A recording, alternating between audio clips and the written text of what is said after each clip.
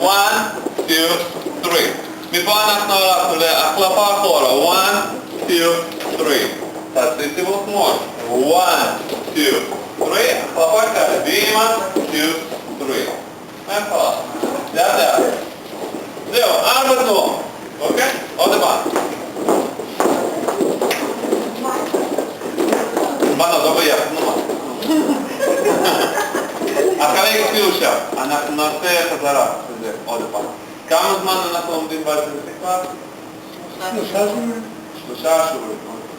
And 1, 2, 3.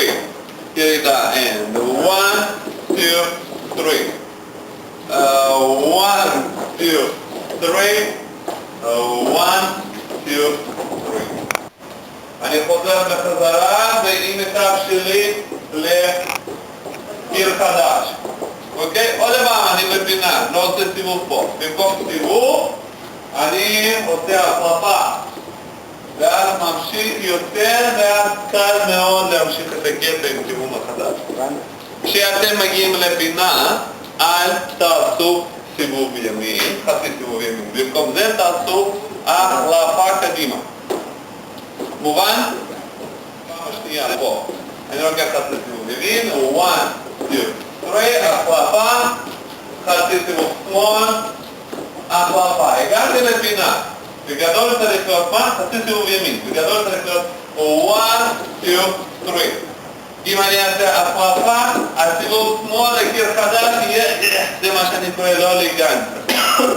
להעביר ארון ממקום למקום. ובזאת מרגישה כמו ארון, זה לא טוב, לא לגנץ. אוקיי? עכשיו מה אנחנו נעשה? סיימנו קטע עם החלפה, פעם הבאה. אני הולך לפינה ולא מסתובב. 1, 2, 3. הנה זה הכיוון החדש. קיר חדש, אני מתחיל מפה עד... בדיוק, החלפה. 1, 2, ממשיך קטע כרגיל. 1, 2, 3, 1. עוד פעם אני לפינה. אני עובר בלי סיבוב. פעם. 1, 2. קיר חדש, אני ממשיך רגיל. 1, 2, 3. סיבוב ימין. 2, 3. החלפה. סיבוב שמאל. החלפה. מההתחלה, עוד לא בפינה. סיבוב ימין. החלפה. סיבוב שמאל. החלפה. הגעתי לפינה. לא עושה סיבוב ימין. 1, 2, 3. החלפה. ממשיך קטע. סיבוב שמאל. החלפה. הגעתי לפינה. לא עושה סיבוב ימין. עושה החלפה. פעם.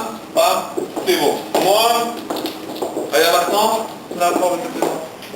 אתה בעצם לא מסתובב.